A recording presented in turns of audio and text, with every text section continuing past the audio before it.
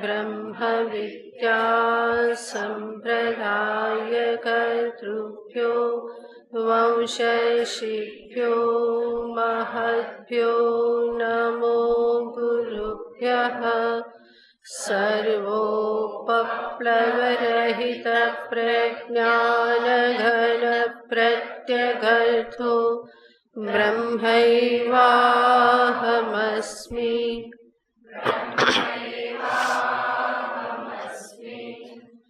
ब्रह्मानन्दं परमसुखदं केवलं ज्ञानमूर्तिं द्वन्द्वातीतं गगनसदृशं तत्त्वमस्याधिलक्ष्यम् एकं नित्यं विमलमचलं सर्वधी साक्षिभूतं भावातीतं त्रिगुणरहितं सद्गुरुं तं नमामि।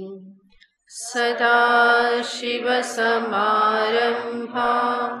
शङ्कराचार्यमध्यमाम् अस्मदाचार्यपर्यन्तां वन्दे गुरुपरम्पराम्।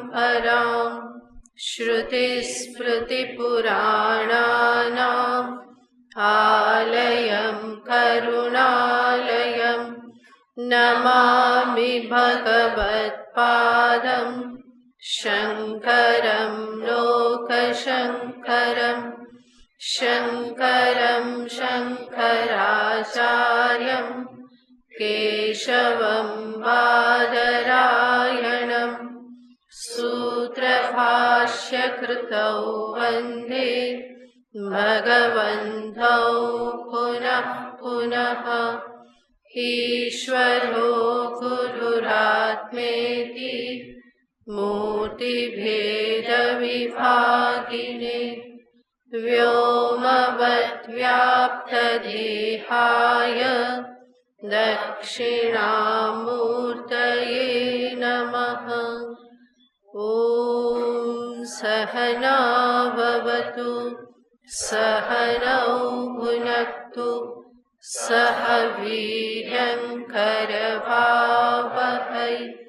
तेजस्विनावधीतमस्तु मा विद्विषावहै। ॐ शान्ति शान्ति शान्तिः।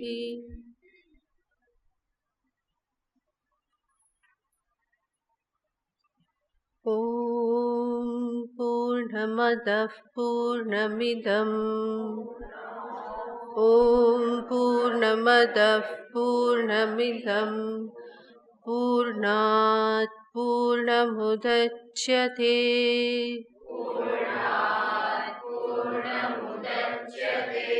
पूर्णस्य पूर्णमादाय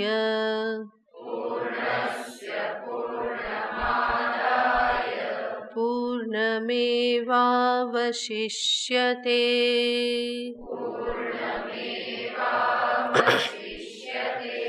ॐ शान्ति शान्ति शान्तिः।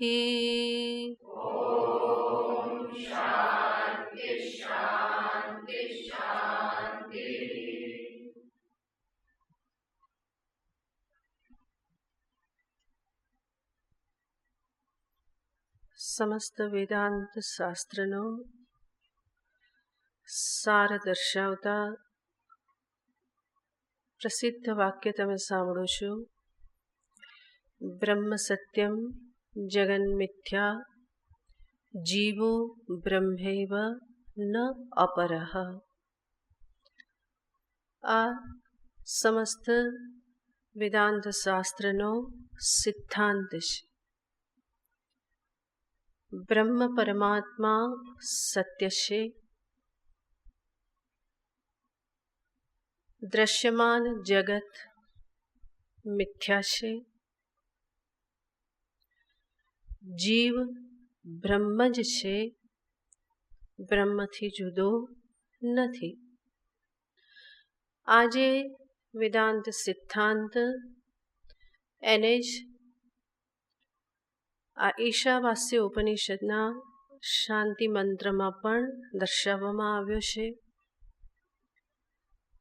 પૂર્ણમદ પૂર્ણમિદમ, તે પૂર્ણ છે, આ પૂર્ણ છે. સર્વપ્રથમ જગત અને બ્રહ્મને સામે રાખીને આપણે વિચાર કરીએ છીએ. બ્રહ્મ પૂર્ણ સ્વરૂપ છે. પૂર્ણ સ્વરૂપનો અર્થ છે જેમાં દેશ, કાલ અને વસ્તુની મર્યાદા નથી. દેશતઃ કાલતઃ વસ્તુતઃ જે પરિચ્છિન્ન નથી, એવી વસ્તુને પૂર્ણ વસ્તુ કહેવામાં આવે. દેશતઃ મર્યાદા યાને કોઈ વસ્તુ આજે છે, આવતીકાલે નથી, તો કોઈ દેશમાં એનો અભાવ જગ્યાએ અહીંયા છે, અન્ય જગ્યાએ નથી, તો એ દેશગત અભાવ કહેવાય, મર્યાદા કહેવાય. આજે છે, આવતીકાલે ન રહે તો એને કાલગત મર્યાદા કહેવાય, પરિચ્છિન્નતા કહેવાય.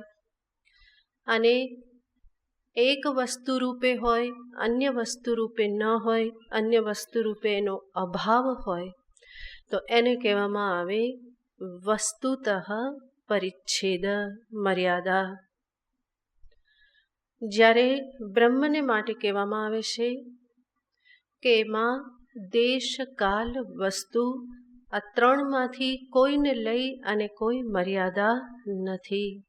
ત્રણેય કાળમાં છે, સર્વત્ર છે, સર્વરૂપે છે. અને એટલા માટે બ્રહ્મનું બીજું નામ છે પૂર્ણમ. તો અદહ પૂર્ણમ, તે પૂર્ણ છે. ઇદમ પૂર્ણમ, એ જ બ્રહ્મમાંથી આવેલું આ જગત જે છે એ પણ પૂર્ણ છે. હંમેશા નિયમ છે, કાર્યમાં કારણના ગુણ હંમેશા રહેતા હોય છે. કારણ ગુણાહ કાર્યેષુ અનુવર્તન્તે. તો બ્રહ્મ પૂર્ણ છે, તો જગતમાં પણ શું હોવું જોઈએ? પૂર્ણતા હોવી જ જોઈએ. અને આ જગત અને બ્રહ્મની વચ્ચે જે કાર્યકારણ સંબંધ છે એને જ દ્વિતીય પંક્તિમાં પાદમાં બતાવ્યું. પૂર્ણાત પૂર્ણમ ઉદચ્યતે. પૂર્ણમાંથી જ આ પૂર્ણ ઉત્પન્ન થાય છે. જેવી રીતે આપણે જોયું હતું, માટીમાંથી ઉત્પન્ન થયેલો ઘડો કેવો હોય? માટીમય હોય. સુવર્ણમાંથી ઉત્પન્ન થયેલા ઘરેણા સુવર્ણમય હોય. એવી રીતે પૂર્ણ બ્રહ્મમાંથી ઉત્પન્ન થયેલું જગત પણ કેવું હોય? પૂર્ણ બ્રહ્મમય હોય. માટે પૂર્ણમદઃ પૂર્ણમિદમ. આ પૂર્ણમદઃ પૂર્ણમિદમ જે વચન જે છે એમાં એક દ્રષ્ટિએ જોઈએ તો જગત અને બ્રહ્મનું ઐક્ય દર્શાવવામાં આવેલું છે. જગત બ્રહ્મથી જુદું નથી, બલ્કિ જગત રૂપે બ્રહ્મ જ છે. અને દ્વિતીય પાદ પૂર્ણાત પૂર્ણમુદચ્યતે, એમાં જગત અને બ્રહ્મની વચ્ચે કાર્યકારણ સંબંધને દર્શાવવામાં આવેલો છે. જગત કાર્ય છે અને બ્રહ્મ છે કારણ. પૂર્ણમદ પૂર્ણમિદમ એ લક્ષ્યાર્થ નિર્ગુણ સ્વરૂપને સામે રાખીને, સચ્ચિત આનંદ સ્વરૂપને સામે રાખીને એનું એકત્વ કહેલું છે. અને સોપાધિક સ્વરૂપને સામે રાખીને જગત અને બ્રહ્મની વચ્ચે કાર્યકારણ સંબંધ દર્શાવવામાં આવે છે. આગળ કહેશે પૂર્ણસ્ય પૂર્ણમાદાય. પૂર્ણમેવાવશિષ્યતે. જગતરૂપી જે પૂર્ણ છે એમાંથી જો પૂર્ણને લઈ લેવામાં આવે તો પૂર્ણ જ બાકી રહે છે. દ્રષ્ટાંતથી જોઈએ તો જલ અને તરંગનું દ્રષ્ટાંત છે. આપણે કહી શકીએ કે આ જલ છે અને તરંગ પણ જલ છે, તો બંને જલરૂપ જ છે. માટે જલ જલ તરીકે એકત્વ છે. અને જલમાંથી તરંગ ઉત્પન્ન થાય છે એવું જ્યારે કહીએ તો જલ કારણ છે અને તરંગ એનું કાર્ય છે. હવે જલ અને તરંગ આવા બે શબ્દ કેવી રીતે થઈ ગયા? છે તો જલ જ. તો તરંગ શબ્દ જે આવ્યો એ કોને લઈને આવ્યો? નામ અને રૂપને લઈને. જલની એક આકૃતિ અને એને એક નામ આપી દેવામાં આવ્યું કે આ શું છે? તરંગ છે. એનો અર્થ તરંગમાં કેટલી વસ્તુ છે? 3 વસ્તુ છે: નામ, રૂપ અને જલ. કેટલી વસ્તુ બોલો? નામ, રૂપ, જલ. નામરૂપ જે તરંગ જે છે એ જલરૂપ જ છે. એનાથી કોઈ જુદી વસ્તુ નથી. માટે તરંગ પણ પૂર્ણ છે અને જલ પણ પૂર્ણ છે. જેમ આપણે કહીએ દ્રષ્ટાંત જે છે, દાષ્ટાંતિકને સામે રાખીને આ પણ જલ છે, આ પણ જલ છે. પૂર્ણમદઃ પૂર્ણમિદં. આ પણ જલ, આ પણ જલ છે. એનો અર્થ નામરૂપ પણ શું છે? જલરૂપ જ છે. તો જલ અને નામરૂપ આ 3 ભેગા થયા ક્યાં? તરંગમાં. હવે ત્યાં જોઈએ પૂર્ણસ્ય પૂર્ણમાદાય. આ જે પૂર્ણ જે છે શું? નામ, રૂપ, જલ. તરંગમાં શું છે? નામ, રૂપ, જલ. આ નામ, રૂપ અને જલરૂપ જે પૂર્ણ જે છે એમાંથી પૂર્ણને, જલને આદાય લઈ લેવામાં આવે તો બાકી શું રહે? નામ, રૂપ, જલ. 3 વસ્તુ છે. એમાંથી જલને લઈ લેવામાં આવે તો કેટલી વસ્તુ બાકી રહે? હા, કઈ ના રે? નામરૂપ બાકી રહે ને? મયુર હા પાડી કે ના પાડી? બે બાજુ ડોકું હલાવી દીધું. વ્યાવહારિક જગતમાં જ્યારે એવું કહેવામાં આવે કે 3માંથી એકને બાદ કરવામાં આવે તો કેટલા વધે? 2 વધે. પણ એ વ્યાવહારિક ગણિત અહીંયા કામ કરતું નથી. જ્યારે અહીંયાથી જલને લઈ લેવામાં આવે, એકને લઈ લેવામાં આવે તો નામ અને રૂપ શેષ રહેતા નથી. પૂર્ણસ્ય પૂર્ણમાદાય. તો શેષ શું રહેશે? જલ જ. પૂર્ણમ એવ અવશિષ્યતે. કેવલ જલ જ બાકી રહેશે, બીજું કંઈ ત્યાં રહેતું નથી. તો અહીંયા પણ દર્શાવવામાં આવ્યું કે જેને તમે જગત રૂપે જાણો છો એ જગત વાસ્તવમાં શું છે? નામરૂપ જ છે. એની પાછળનું જલ પૂર્ણત્વ જે છે એ શું છે? અસ્થિ ભાતિ પ્રિય સત ચિત્ત આનંદ સ્વરૂપ જે બ્રહ્મ જે છે એ જ પૂર્ણરૂપ છે.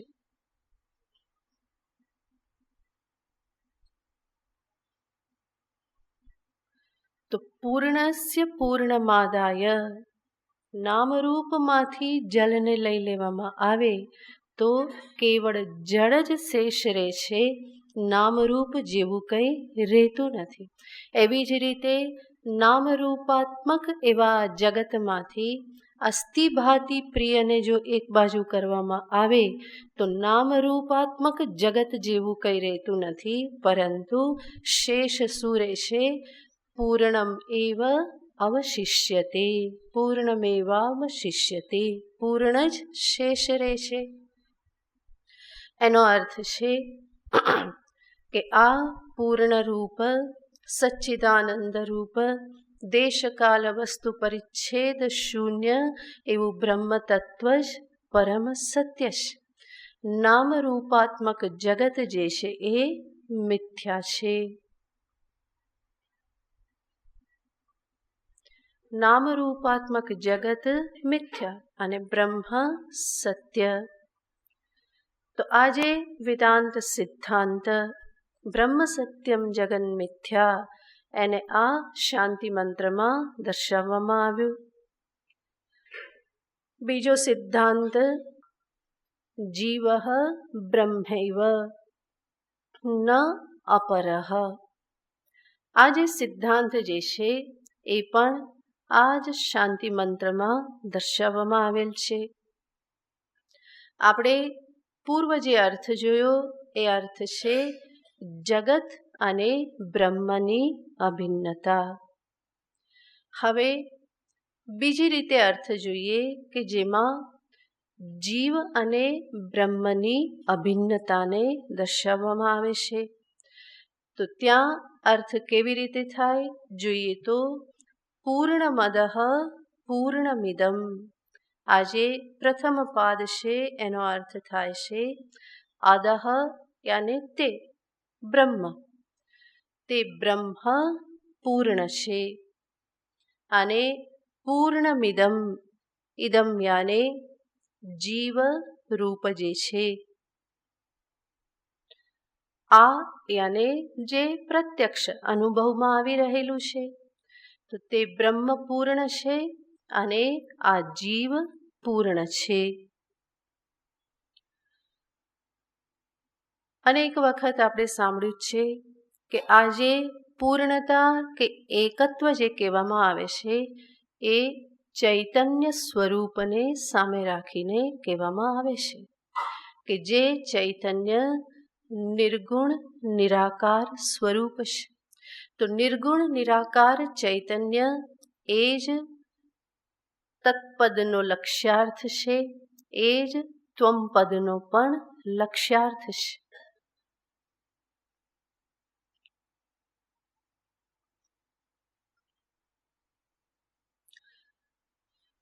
તત્પદ યાને ઈશ્વર પદ. ઈશ્વર શબ્દનો લક્ષ્યાર્થ છે શુદ્ધ નિર્ગુણ નિરાકાર ચૈતન્ય. અને ત્વમ પદ યાને હું જીવ સ્વરૂપ જે છે એ ત્વમ પદનો પણ લક્ષ્યાર્થ છે નિર્ગુણ નિરાકાર ચૈતન્ય. અને ચૈતન્ય ચૈતન્યમાં ભેદ હોઈ શકે નહીં. બે ચૈતન્ય ન હોઈ શકે. ચૈતન્ય નિરાકાર છે અને જ્યાં આકૃતિ નથી તો ભેદ કેવી રીતે હોવાનો? તો લક્ષ્યાર્થભૂત ચૈતન્ય જે છે એ ચૈતન્યમાં ઐક્ય છે. પૂર્ણમદઃ પૂર્ણમિદમ. બ્રહ્મ પૂર્ણ છે અને જીવનું ચૈતન્ય સ્વરૂપ જે છે એ પણ પૂર્ણ છે.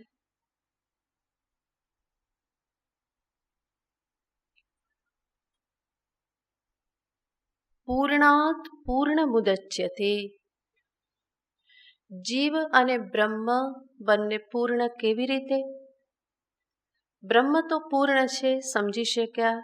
જીવ કેવી રીતે પૂર્ણ છે? તો કે છે પૂર્ણાત પૂર્ણમ ઉદચ્યતે. પૂર્ણ બ્રહ્મમાંથી જ આ પૂર્ણ જીવ જે છે એ આવેલ છે.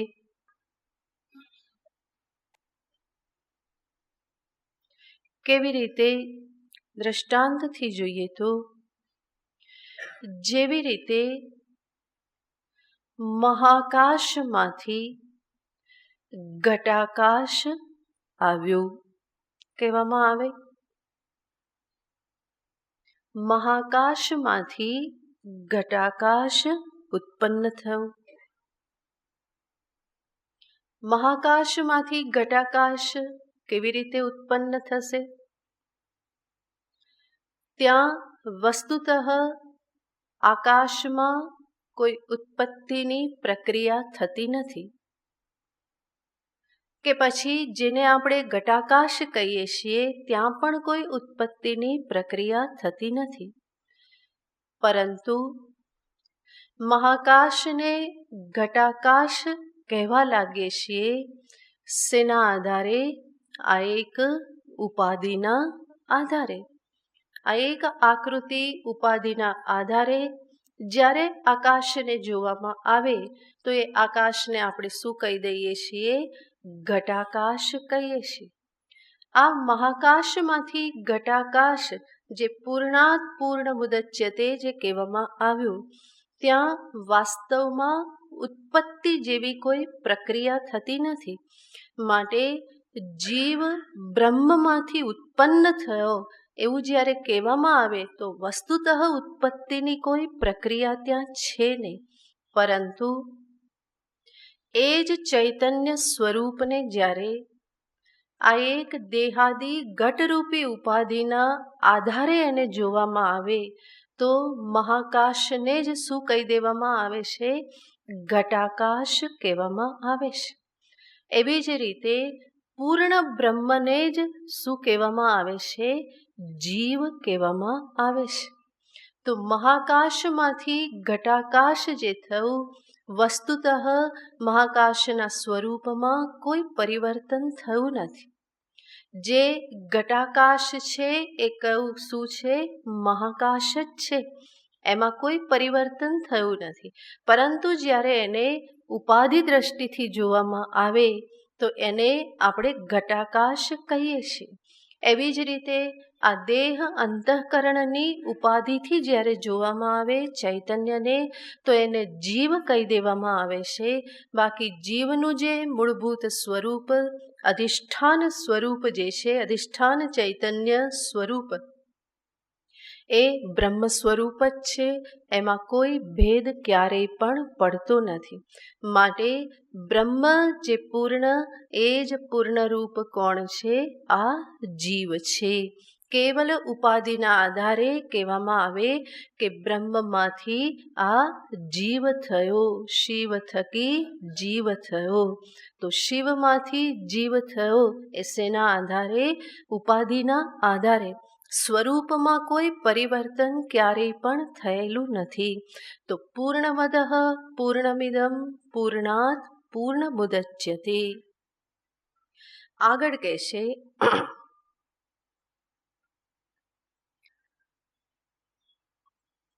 કોઈ કે જીવ સ્વરૂપ તમે કહો છો પૂર્ણ છે, બ્રહ્મ પૂર્ણ છે તો બરાબર, પણ જીવ કે જે હું એને તમે કહો છો કે એ પૂર્ણ છે, પણ એની પૂર્ણતા અનુભવમાં તો આવતી નથી. તો એનું કારણ શું? કેવી રીતે એની પૂર્ણતા અનુભવમાં આવે? તો એને દર્શાવતા આગળ કહેશે પૂર્ણસ્ય પૂર્ણમાદાય પૂર્ણમ એવ અવશિષ્યતે. પૂર્ણસ્ય પૂર્ણમાદાય એનો અર્થ છે કે જે પૂર્ણ સ્વરૂપ જે છે બ્રહ્મ, અને એમાંથી જ પૂર્ણ સ્વરૂપે આવેલો આ જીવ, જ્યારે એની પૂર્ણતા પર દ્રષ્ટિ રાખવામાં આવે, યાને ચૈતન્ય સ્વરૂપ પર જ જ્યારે દ્રષ્ટિ રાખવામાં આવે તો સોપાધિક સ્વરૂપ નામરૂપ જે છે એને એક બાજુ હટાવી દેવામાં આવે તો જીવની પૂર્ણતા પણ કેવી થઈ જાય છે? તો કે અપરોક્ષ જ થઈ જાય છે.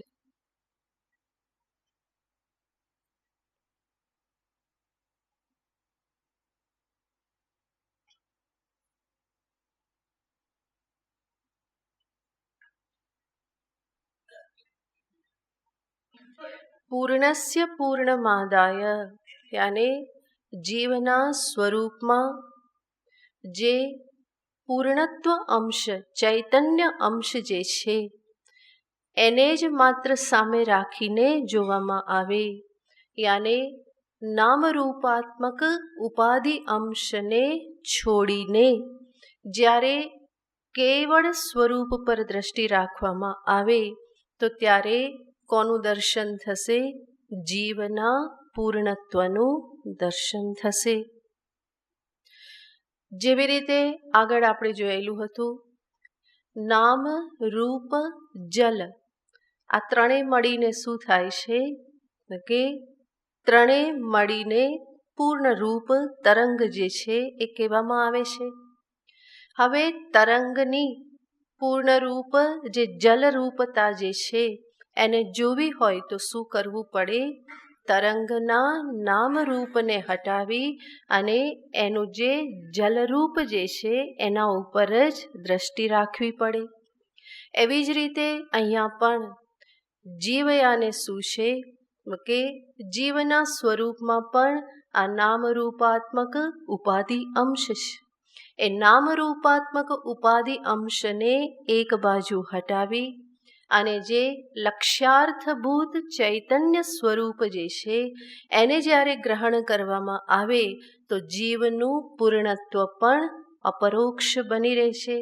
જીવયાને શું છે? તો કહેવામાં આવે છે ચૈતન્યમ યદધિષ્ઠાનમ લિંગદેહશ્ચ યઃ પુનઃ ચિચ્છાયા લિંગદેહસ્થા તત્સંગો જીવ ઉચ્યતે.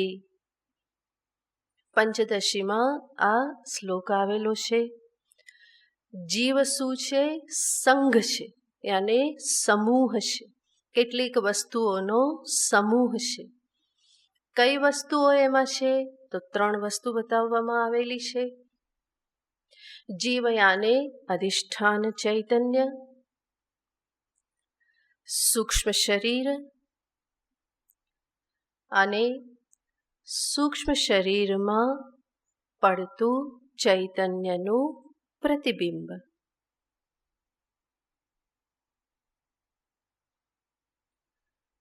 બીજા શબ્દોમાં કહીએ તો અધિષ્ઠાન ચૈતન્ય,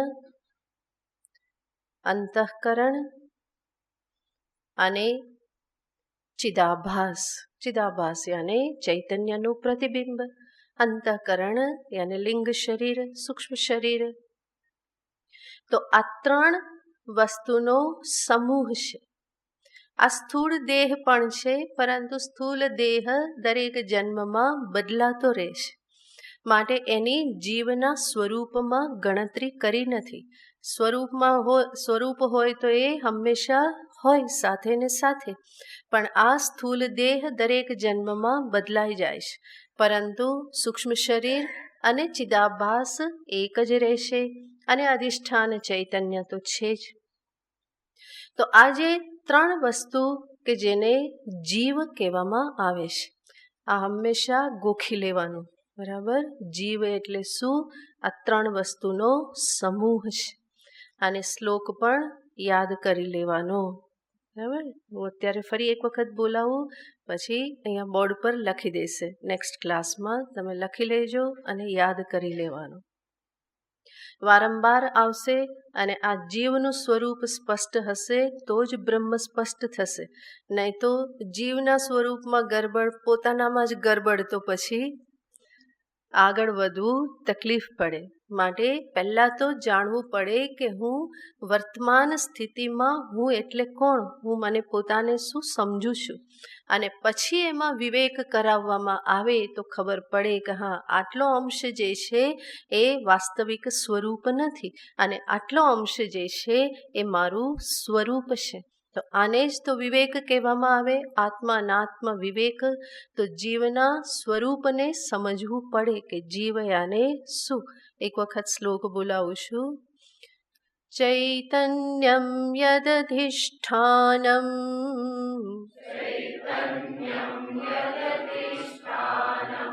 લિંગદેહશ્ચ યઃ પુનઃ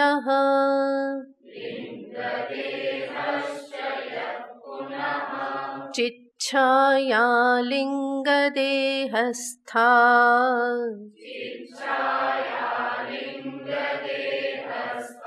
તત્સંગો જીવ ઉચ્યતે.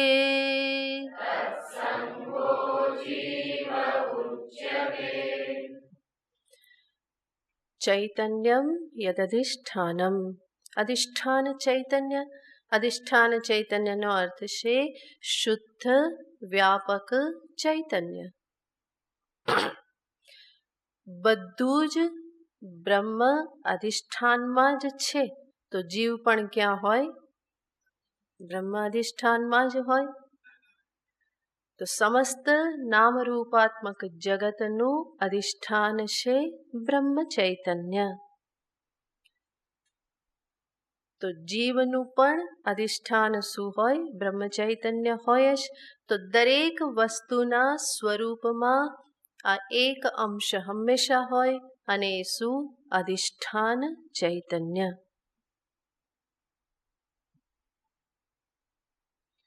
તો શુદ્ધ ચૈતન્ય, બ્રહ્મ ચૈતન્ય, વ્યાપક ચૈતન્ય એ છે અધિષ્ઠાન ચૈતન્ય. બીજું છે સૂક્ષ્મ શરીર. એને જ અંતઃકરણ પણ કહેવામાં આવે. અંતઃકરણ સૂક્ષ્મ શરીરનો જ ભાગ છે અને એ પ્રોમિનન્ટ છે. એટલા માટે અંતઃકરણથી જ સૂક્ષ્મ શરીરનો ઉલ્લેખ થઈ જાય. ઇન્દ્રિયો પણ એમાં છે, છતાં પણ સૂક્ષ્મ શરીરનો મુખ્ય ભાગ અને અંતઃકરણ છે. મન, બુદ્ધિ, ચિત્ત, અહંકાર. તો આ બીજો ભાગ થયો. અને ત્રીજું અંતઃકરણ કે જે સત્વ અંશમાંથી આવેલું છે, માટે મૂળભૂત રીતે એ સ્વચ્છ પદાર્થ છે. એ સ્વચ્છ પદાર્થમાં ચૈતન્યનું પ્રતિબિંબ પડવું બહુ સહજ છે. તો એને જ કહેવામાં આવે છે ચિદાભાસ. ચિદાભાસ યાને ચિત્તનો આભાસ. આભાસ યાને પ્રતિબિંબ, ચૈતન્યનું પ્રતિબિંબ. તો આ છે ત્રણેય વસ્તુ મળીને એને કહેવામાં આવે છે જીવ. જેવી રીતે નામ, રૂપ અને જલ આ ત્રણેય મળીને શું થાય છે? તરંગ. એવી રીતે આ ત્રણ મળી અને શું કહેવાય છે? જીવ કહેવાય છે. જેવી રીતે નામ, રૂપ અને જલ જે તરંગનું સ્વરૂપ જે છે, એ તરંગના સ્વરૂપમાં વિચાર કરતા જલ જે છે એ સત્ય સિદ્ધ થાય છે. નામ અને રૂપ એ અસત્ય, અનિત્ય, મિથ્યા સિદ્ધ થાય છે. તો તરંગનું વાસ્તવિક સ્વરૂપ કયું? તો કે જલ જ તરંગનું વાસ્તવિક સ્વરૂપ છે. એવી જ રીતે જીવના સ્વરૂપમાં આ જે ત્રણ વસ્તુ જે છે, એમાં સૂક્ષ્મ શરીર કે અંતઃકરણ અને ચૈતન્યનું પ્રતિબિંબ એ એના સ્વરૂપગત કોઈ સત્ય અંશ નથી, પરંતુ ત્રીજું અધિષ્ઠાન ચૈતન્ય, બ્રહ્મ ચૈતન્ય, શુદ્ધ ચૈતન્ય એ જ જીવનું વાસ્તવિક સત્ય સ્વરૂપ છે. બાકીના જે બે અંશ જે છે કેવા છે? મિથ્યા છે. સૂક્ષ્મ શરીર પણ ઉત્પન્ન થયેલું છે અને આત્મજ્ઞાન થતાં એ નષ્ટ પણ થાય છે. એ નષ્ટ થાય તો ચૈતન્યનું પ્રતિબિંબ પણ ના જ રહે. અરીસો ના હોય તો સૂર્યનું પ્રતિબિંબ ક્યાંથી રહે? તો એ બંને વસ્તુ જે છે એ અનિત્ય છે, અસત છે. જ્યારે અધિષ્ઠાન ચૈતન્ય જ માત્ર સત્ય છે. માટે પૂર્ણસ્ય પૂર્ણમાદાય, આ જીવ જે છે એનું પૂર્ણત્વ જ્યારે સામે રાખીને જોવામાં આવે, અધિષ્ઠાન ચૈતન્યને સામે રાખીને જોવામાં આવે, લિંગ શરીર ચિત્ત પ્રતિબિંબને એક બાજુ કરીને આ સ્થૂલ દેહ સહિત સમસ્ત ઉપાધિ અંશને જ્યારે એક બાજુ કરીને એનો ત્યાગ કરીને કેવલ ચૈતન્ય પર દ્રષ્ટિ રાખવામાં આવે તો અંતે શેષ શું રહેશે? પૂર્ણમ એવ અવશિષ્યતે. પૂર્ણત્વ જ અંતે અવશિષ્ટ રહેશે. જ્યારે તરંગને સામે રાખીને જલને જોવામાં આવે તો પરિચ્છિન્ન ભાસતું હતું, પરંતુ નામરૂપને હટાવી અને કેવળ જળને જોવામાં આવે તો એ જલ કેવું છે? પરિચ્છિન્ન નહીં, પરંતુ ઘણું વિશાળ, સમુદ્ર રૂપ જેવું એ વિશાળ છે. એવી જ રીતે અહીંયા પણ જ્યારે આ સ્થૂલ દેહ, અંતઃકરણ આ બધાને સામે રાખી અને જીવના ચૈતન્ય સ્વરૂપને જોવામાં આવે તો એ ચૈતન્ય કેટલું લાગે છે? તો કે પરિચ્છિન્ન, આ દેહ જેટલું લાગે છે. પરંતુ જ્યારે એ ઉપાધિ અંશનો ત્યાગ કરી અને કેવલ શુદ્ધ ચૈતન્યની સામે જ જ્યારે દ્રષ્ટિ રાખીને વિચાર કરવામાં આવે તો એ ચૈતન્ય સ્વરૂપ કેવું છે? અપરિચ્છિન્ન છે. દેહાદિની કોઈ મર્યાદા એ સ્વરૂપમાં પ્રાપ્ત થતી નથી. તો અંતે તો પૂર્ણમ એવ અવશિષ્યતે, પૂર્ણ સ્વરૂપ જ બાકી રહેશે. તો આ રીતે આ જે મંત્ર જે છે એમાં આ બીજી રીતે અર્થ થયો કે જીવ અને બ્રહ્મ પૂર્ણમદઃ પૂર્ણમિદમ પૂર્ણાત પૂર્ણમુદચ્યતે. મહાકાશમાંથી ઘટાકાશ જેમ ઉત્પન્ન થાય એવી રીતે બ્રહ્મમાંથી આ જીવ આવેલો છે. પૂર્ણસ્ય પૂર્ણમાદાય, એ જીવ કે જે પૂર્ણ છે એના પૂર્ણત્વને સામે ગ્રહણ કરી અને જોવામાં આવે તો પૂર્ણમ એવ અવશિષ્યતે. નામ અને રૂપ જે છે એ છોડી કેવલ અધિષ્ઠાનને જુઓ તો સ્વરૂપ પૂર્ણ જ છે. તો આ રીતે બે પ્રકારે અર્થ થયા. પ્રથમ જગત અને બ્રહ્મને સામે રાખીને, અને બીજો જીવ અને બ્રહ્મને સામે રાખીને. બંનેમાં સમાન રીતે દર્શાવવામાં આવ્યું. જગત અને બ્રહ્મનું એકત્વ, જીવ અને બ્રહ્મનું એકત્વ, જગત અને બ્રહ્મ વચ્ચે કાર્યકારણ સંબંધ, એવી જ રીતે જીવ અને બ્રહ્મની વચ્ચે પણ કાર્યકારણ સંબંધ, જેવી રીતે મહાકાશ અને ઘટાકાશ.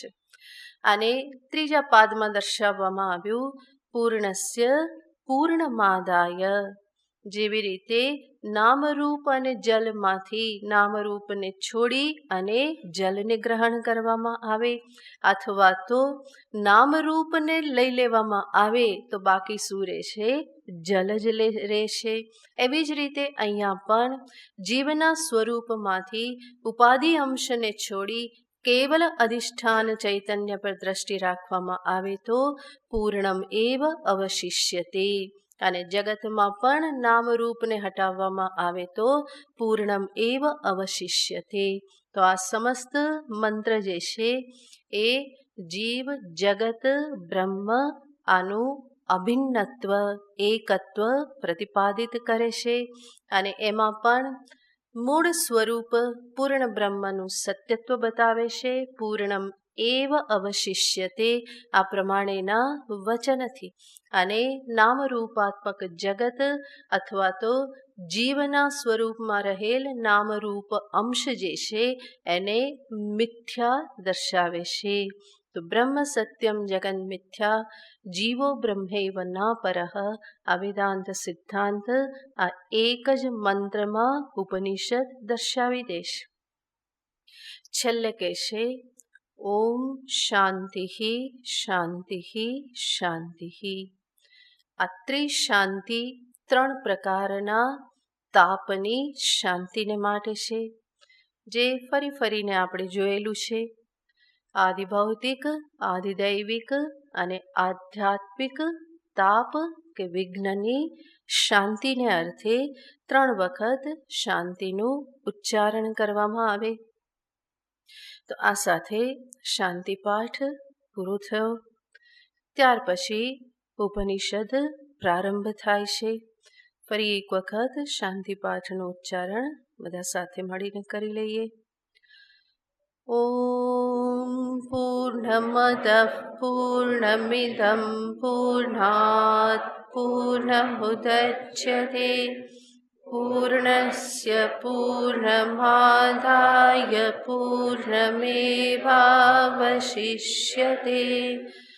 ઓમ શાંતિ શાંતિ શાંતિ. ઉપનિષદ પ્રારંભ થાય છે, જેમાં ઉપનિષદના મંત્રનો પ્રથમ શબ્દ જે છે ઈશાવાસ્યમિદં સર્વમ, એ પ્રથમ શબ્દથી જ આ ઉપનિષદનું નામ પડેલું છે. એને ઈશોપનિષદ પણ કહેવાય છે અથવા ઈશાવાસ્ય ઉપનિષદ પણ કહેવામાં આવે છે. તો ઉપનિષદના નામ એના પ્રથમ અક્ષર પરથી પડતા હોય અથવા તો ઉપનિષદમાં જે ગુરુ શિષ્ય સંવાદ હોય એને સામે રાખીને નામ આપવામાં આવતું હોય, અથવા તો વિષય વસ્તુ જેમ કે પ્રશ્નોપનિષદ, એમાં 6 પ્રશ્ન પૂછે છે 6 ઋષિઓ, તો પ્રશ્ન અનેક છે, તો એને સામે રાખીને એનું નામ શું છે? પ્રશ્નોપનિષદ છે. અનેક વખત એ ઉપનિષદના મંત્રોનું જે ઋષિએ દર્શન કર્યું એ ઋષિના નામ પરથી પણ ઉપનિષદનું નામ હોય છે. જેમ કે કઠોપનિષદ તમે ભણી ગયા, તો એ કઠ નામના ઋષિને એ મંત્રનું દર્શન થયું, માટે એનું નામ કઠોપનિષદ અથવા તો કાઠકોપનિષદ કહેવામાં આવે છે. એવી જ રીતે માંડુક્ય ઉપનિષદ, મુંડક ઉપનિષદ, આ બધા નામ છે. તો અહીંયા કેવલ ઉપનિષદના પ્રથમ અક્ષરથી એનું નામ પડ્યું છે. એવું જ બીજું ઉપનિષદ છે કેનોપનિષદ, કે જેમાં પણ પ્રથમ શબ્દ આ જ આવે છે કેને શીતમ પતતિ પ્રેષિતમ મનઃ. શિષ્ય પ્રશ્ન પૂછે છે તો એના પહેલા શબ્દને લઈ અને એ ઉપનિષદનું નામ છે કેનોપનિષદ. અહીંયા ઉપનિષદનું નામ પડ્યું ઈશાવાસ્યોપનિષદ. પ્રથમ મંત્ર વાંચીશું.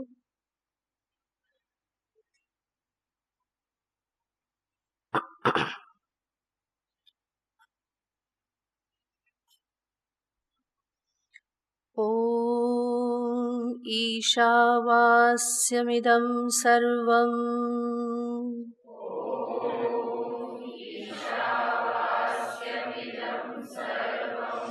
યત્કિંચ જગત્યાં જગત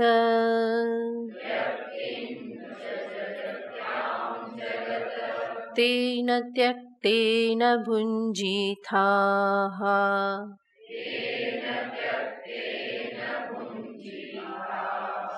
મા ગૃધકસ્ય સ્વિદ્ધનમ.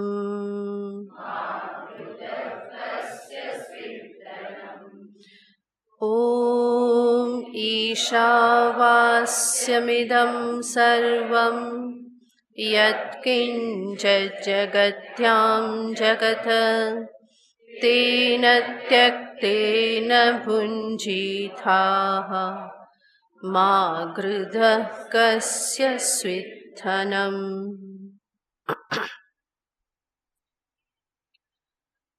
ઈશાવાસ્ય ઉપનિષદના 18 મંત્ર છે. અને સમસ્ત ઉપનિષદનો સાર પ્રથમ 2 મંત્રમાં છે અને બાકીના મંત્રો આ જ 2 મંત્રનો વિસ્તાર છે.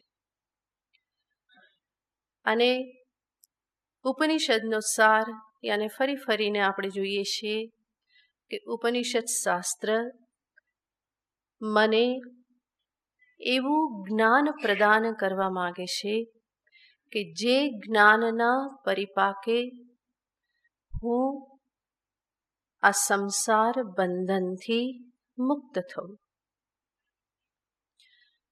4 પુરુષાર્થ, ધર્મ, અર્થ, કામ અને મોક્ષ, જેમાં ઉપનિષદ શાસ્ત્રનો વિષય છે આ મોક્ષ.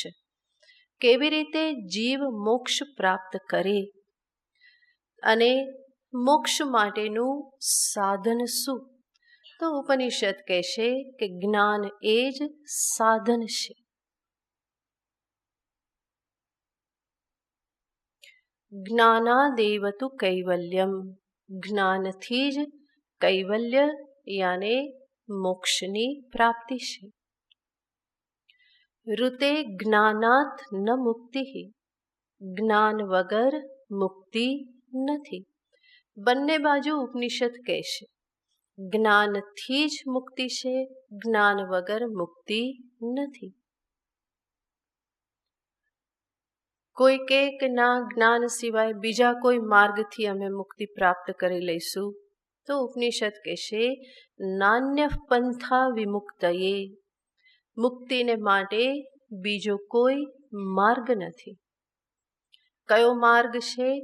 તમેવ વિદિત્વા અતિમૃત્યુ મેતી, તમ પરમાત્માનમ વિદિત્વા, જાણીને જ્ઞાનથી જ મૃત્યુને પાર કરી જાય છે.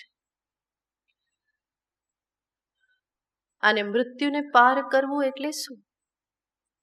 તો ઉપનિષદ અન્યત્ર કહેશે તરતિ શોકમ આત્મવિત. મૃત્યુ આને કેવલ આ શરીરનું જ મૃત્યુ નહીં, પરંતુ ફરીને શોક મોહથી ગ્રસ્ત થવું એ પણ જીવનું એક પ્રકારનું મૃત્યુ જ છે. અને એવા શોક મોહરૂપી સમુદ્રથી પાર કોણ કરે છે? તો ઉપનિષદ કે તરતિ શોકમ આત્મવિત, આત્માને જાણનારો. ત્યાં પણ શું કહ્યું? જ્ઞાનને જ દર્શાવ્યું. આત્માને જાણનારો આ શોક સમુદ્રને પાર કરી જાય છે.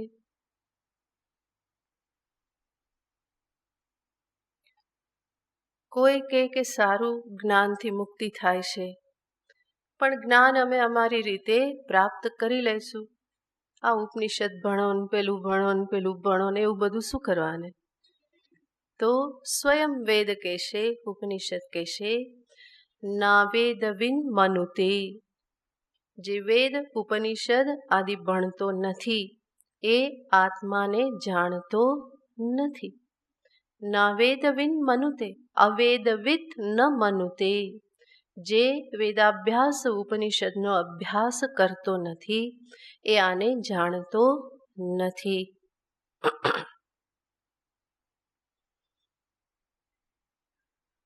તો સ્વયં વેદ શાસ્ત્ર જ આ બધું આપણને ફિક્સ કરીને કહેશે કે આ આમ જ છે, આમ જ થશે, આમ હોય તો નહીં થાય, આમ કર્યું તો નહીં થાય. આ બધા સાક્ષાત વેદના વચનો છે.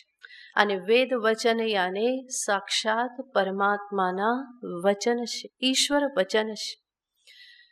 શ્રુતિ સ્મૃતિ મમે વાજ્ઞા, ઈશ્વરના મુખમાં વચન છે, મારી જ આજ્ઞા છે. શું? શ્રુતિ અને સ્મૃતિ. શ્રુતિ આને વેદશાસ્ત્ર, જે પણ એમાં વિધિ નિષેધ કે જે પણ દર્શાવવામાં આવ્યું છે, ભગવાન કહેશે કે એ મારી જ આજ્ઞા છે. તો ઈશ્વર વચન છે, જ્યાં ભગવાન સ્પષ્ટ રૂપે બતાવે છે કે જ્ઞાન જ મોક્ષનું સાધન છે. એ જ્ઞાન ઉપનિષદ શાસ્ત્રોનું જ્ઞાન છે. અને એ જ્ઞાન કેવી રીતે પ્રાપ્ત કરવાનું? તદ વિજ્ઞાનાર્થમ સગુરુમેવાભિગચ્છેત. આ પણ ઉપનિષદ કહેશે એ જ્ઞાનને માટે ગુરુની પાસે જાય. કારણ કે ઉપનિષદ ગ્રંથમાં જ્ઞાન હોવા છતાં પણ એ ઉદ્ઘાટન ગુરુ સિવાય એના રહસ્યનું ઉદ્ઘાટન થઈ શકતું નથી. તો આ બધું આપણને બરાબર ટાઈટ રૂપે ઉપનિષદ દર્શાવે છે. તો આ બધું સાંભળવાથી આપણા મનમાં દ્રઢ નિશ્ચય થઈ જવો જોઈએ કે જ્ઞાન એ જ આત્મ મોક્ષ માટેનું સાધન છે અને એવું આત્મજ્ઞાન આ ઉપનિષદ શાસ્ત્રના શ્રવણ કરવાથી પ્રાપ્ત થાય છે.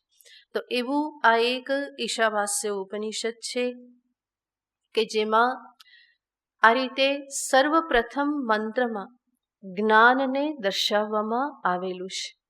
ઈશાવાસ્યમ ઇદમ સર્વમ. કોઈ કહે કે તમે જ્ઞાન જ્ઞાન જ્ઞાન કહો છો, એ જ્ઞાન એટલે શું? જ્ઞાનનું સ્વરૂપ શું? કેવી રીતનું જ્ઞાન?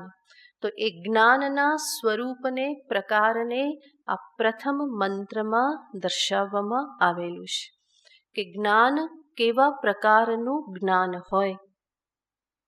તો એને કહેશે ઈશાવાસ્યમ ઇદમ સર્વમ. ઇદમ સર્વમ, આ જે કંઈ પણ અનુભવમાં આવે છે, ઇદમ સર્વમ યાને નામરૂપાત્મક જગત.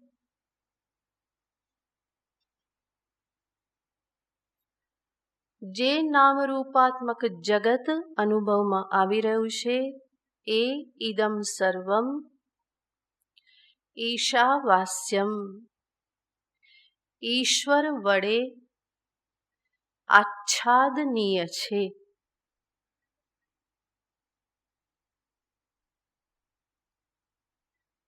યાને સમસ્ત જગતને ઈશ્વર વડે આચ્છાદિત કરો. આચ્છાદનીયમ વાસ્યમ, આચ્છાદનીય છે. એનો અર્થ શું થયો? એનો અર્થ છે કે આ સમસ્ત જગતને ઈશ્વર રૂપે બ્રહ્મ રૂપે જુઓ.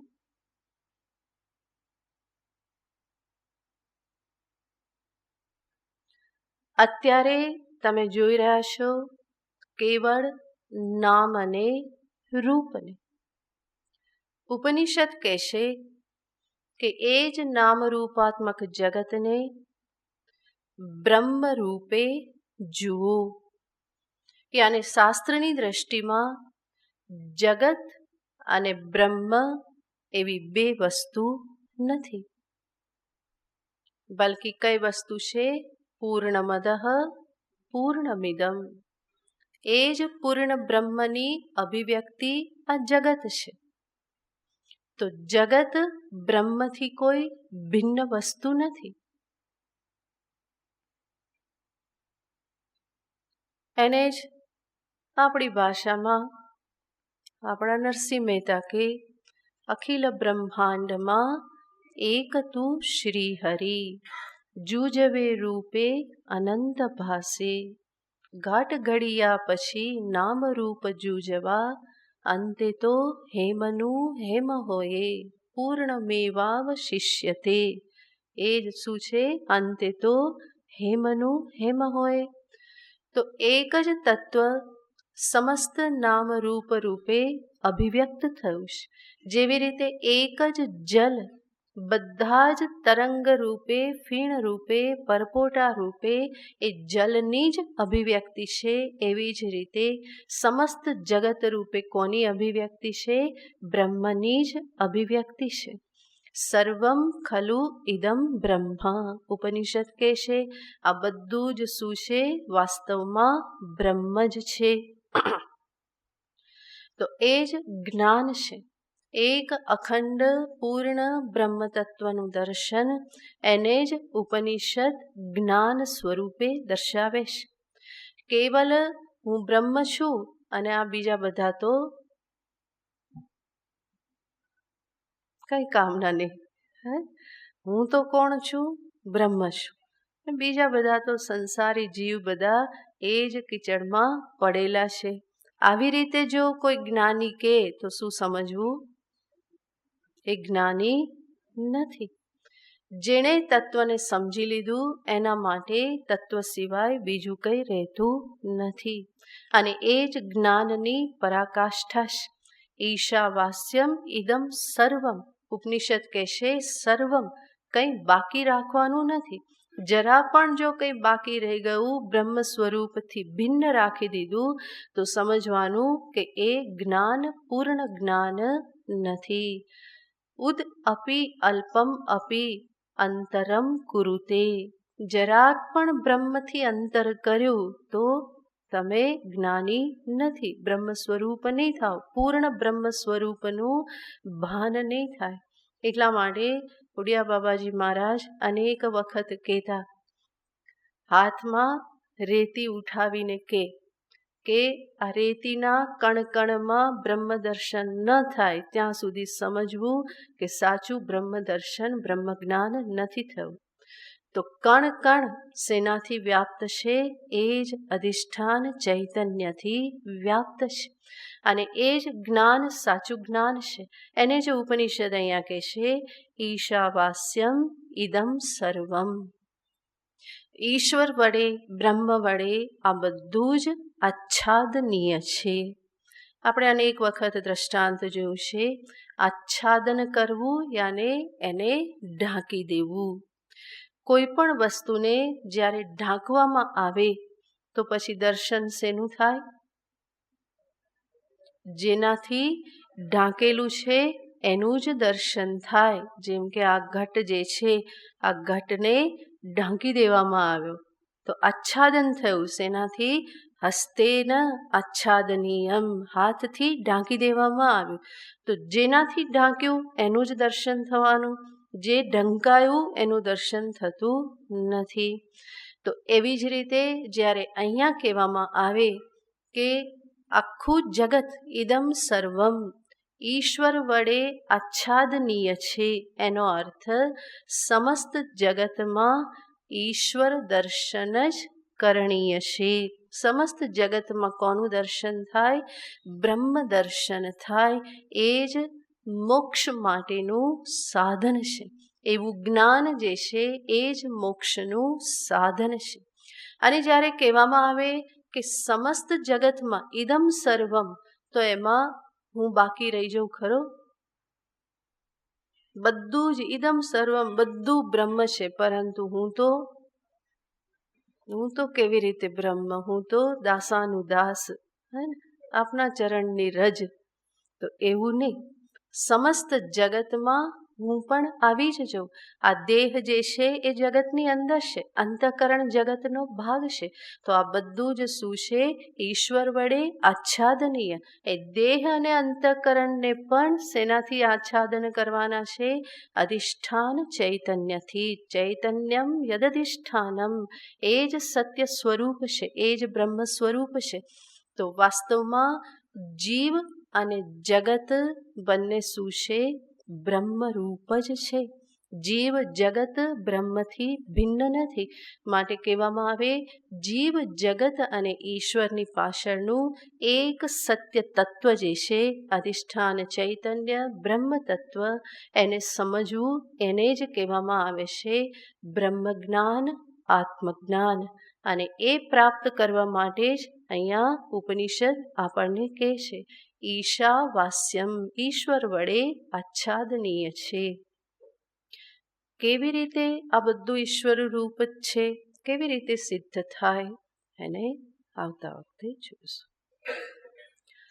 ઓમ પૂર્ણમદ પૂર્ણમિદમ પૂર્ણાત પૂર્ણમુદચ્યતે પૂર્ણસ્ય પૂર્ણમાદાય પૂર્ણમેવાવશિષ્યતે.